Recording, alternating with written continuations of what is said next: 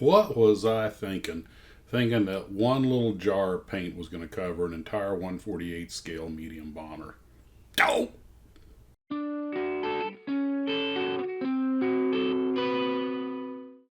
Well, hello, Glue Troopers. Max and Max's Models here.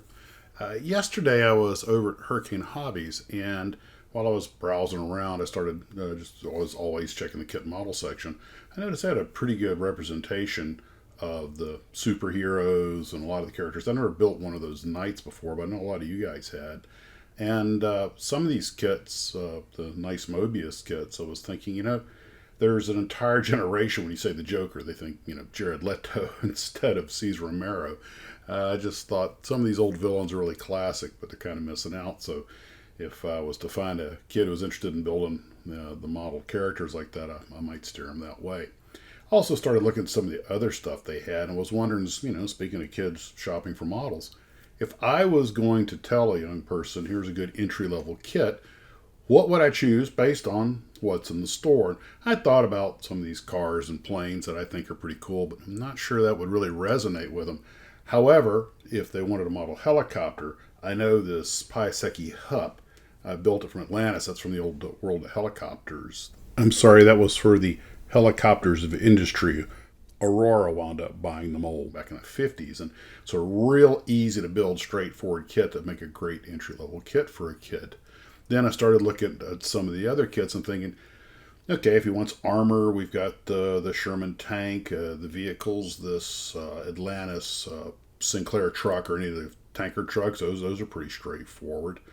And then I thought some of these cars were well, I don't know. The Californian, I think it was a Barris design. I was like, nope, that's not on the list. If they want cars and they're young, probably more steer them towards the cartoons and stuff like that.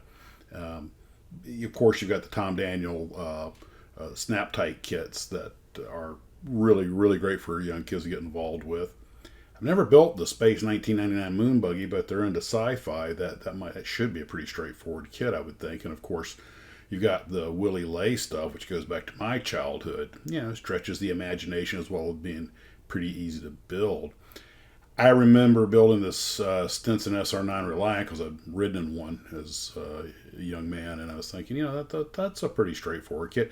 And there are some other kits here that are, wouldn't be too hard, might make good entry-level kits. The Atlantis kits tend to be pretty good for that. So I was just thinking at your local hobby shop, if you had some kid that was interested in getting into models, what do you think you might recommend from what they have on the shelf?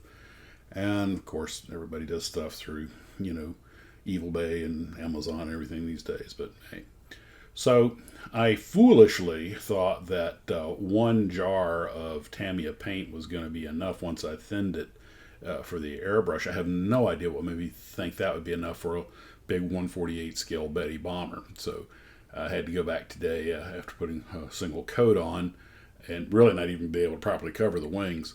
I'm pre-painting a lot of this, and I went ahead and got two more jars. Turned out the second jar, once mixed, was enough to do the job. Gloss coated it and saw how it looked pretty good.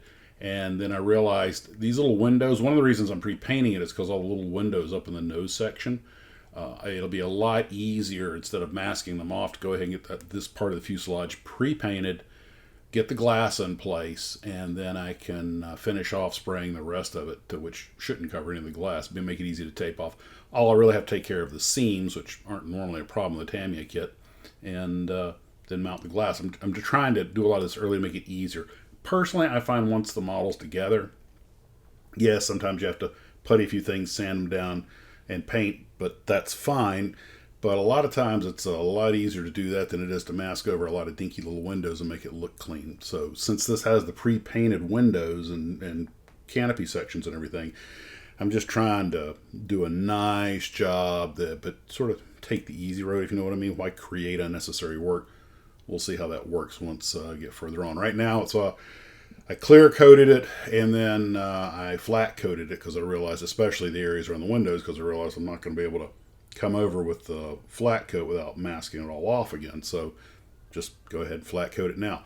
I'll still be able to mask off certain areas. I can use seam lines to hide any rise from the extra layer of paint. But I'm doing this with the airbrush, so it shouldn't be too bad. And we'll see how that works out. So I'm just going to let that all harden overnight and put the windows in tomorrow and then proceed with building the model. Still have to do a few of the figures. And then I also played around with the breadboard a little bit, just trying to figure out how it's laid out and how that works. And I'm going to have to go buy some, well, I did buy some, what do you call it, telephone cable. I wish it was called gardening cable. It's got like 6 of the different colored pieces of single strand 20 gauge wire wrapped up in it, stripped that. So I got lots of room for a lot of cable to both run electricity to parts of the model and, of course, to use as jumpers. So kind of getting the hang of all that.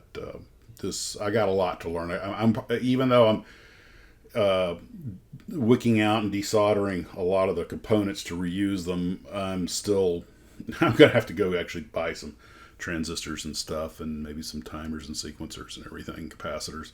Figure out how to make my own boards. But that's what Ken's for. He's tech support.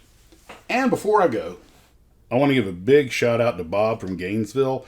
Apparently, he and his wife came by Hurricane Hobbies today, but I wasn't there. I didn't get a chance to meet him. Sorry, I missed you, Bob. But Bob and I have met before. So I look forward to seeing him maybe next time I'm there. At the rate I keep forgetting stuff, that probably won't be too long.